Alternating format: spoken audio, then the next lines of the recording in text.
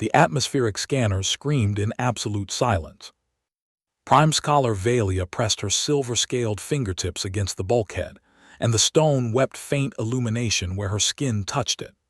3 pupils dilated in her amber eyes, each one catching a different frequency of the dormant hum vibrating through the bedrock. Beneath the hyperdense flora choking the progenitor's anvil, something geometric and patient waited. She tapped a complex rhythm against her thigh, a nervous habit she'd never been able to break, or rather, she'd never questioned why she couldn't break it. The pale prism in her palm pulsed once, cold, artificial, wrong. What I unearthed that day didn't just rewrite history, it rewrote the blood in my veins. 3 days earlier, the excavation team had breached the subsurface mantle expecting ruins. They found machinery. Cypherdept Thales linked his bio-integrated logic implants to the terminal, and the data density hit him like a physical blow. Blood trickled from his nose, coppersweet in the recycled air. "Carbon decay rates," he said, voice clipped, precise, Cynthian to the core. "These spires predate the oldest known empire by 1,000,000 solar cycles." Valia's upper lip curled. The math didn't fit, nothing fit. The question hung between them, unspoken. Who builds before the builders? Chronosavant Riven unearthed the next piece 17 hours later.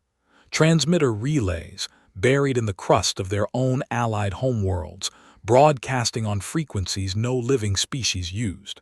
Active. Waiting. The relays had been there since before the Cynthian Ocean spawned their first cells. Valia ran her fingers along the prism again, still cold, still weeping that faint, wrong light. The excavation team was small by design. 3 species, 3 perspectives, 1 shared terror they hadn't named yet. Thales handled decryption.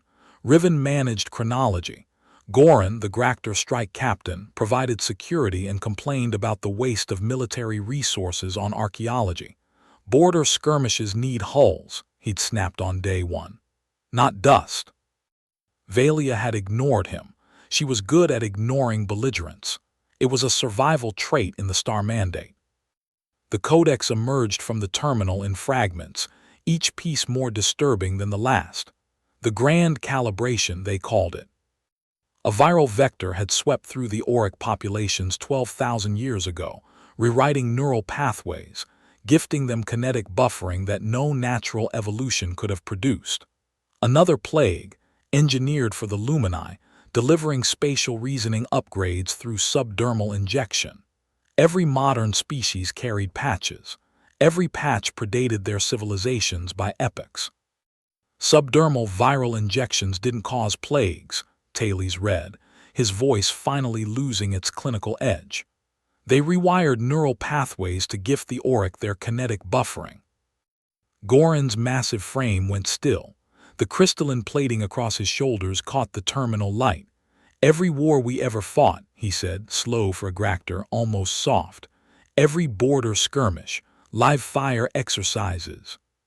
Designed by ghosts." Valia felt the rhythm in her thigh accelerate. She looked down at her fingers tapping against her leg, and for the first time she heard it. Not random anxiety, a pattern, mathematical, engineered. The frequency matched the pulse of the machinery beneath her boots. 17 million cycles of silence, and her nervous system had been singing its song the entire time. The re-hook snapped her attention back to the chamber. They descended 3 levels while she wasn't paying attention, following the prism's growing warmth.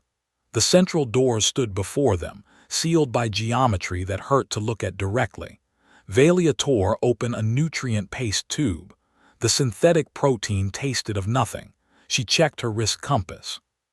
The quantum reading flickered, a number she'd seen 10,000 times before, but now it was off by 0.003%. She stared at it. The paste dripped onto her boot, forgotten. The doors opened. The central chamber dissolved into a holographic abyss, showing a neighboring galactic cluster being erased. Not burned, not cracked, simply snuffed out like candlelight in a vacuum.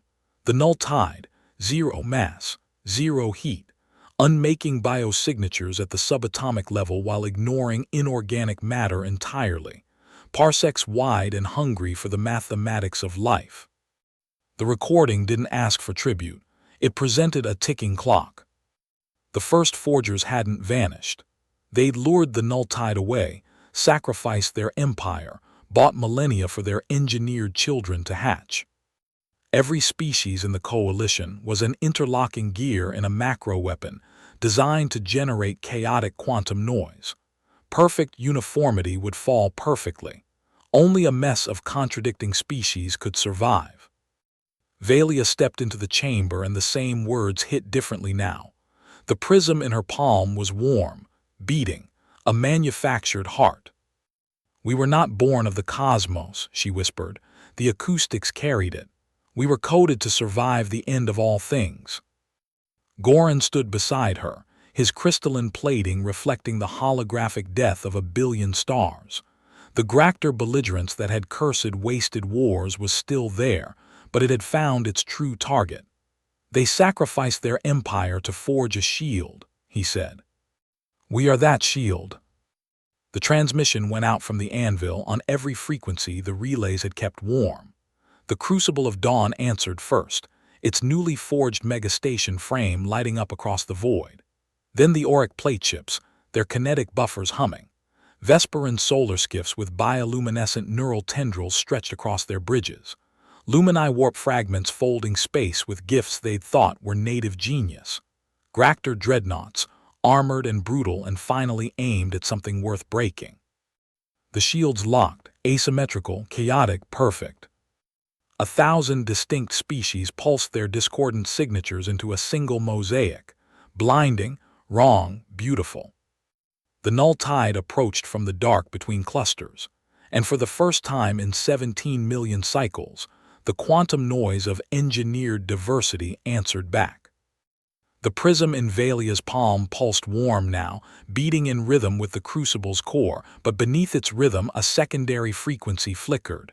Faint, foreign, listening. She stood on the observation deck, silver-scaled fingers pressed against the viewport, 3 pupils watching the mosaic burn against the void. The nutrient paste had dried on her boot. She didn't clean it off. The rhythm in her thigh had stopped. It wasn't needed anymore.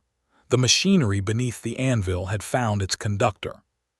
Across the deck, Goran's plating caught the shield light. Thales monitored the frequency web, no longer bleeding, his clinical precision finally matched to a task that deserved it. Riven tracked the Null-Tide's approach, his chronology now part of a living countdown. The pale prism beat against her palm, warm, alive. The cold geometric stone had become something else entirely. 1,000 distinct hearts hammered against the dark, each one out of sync with the others, each one exactly where it needed to be.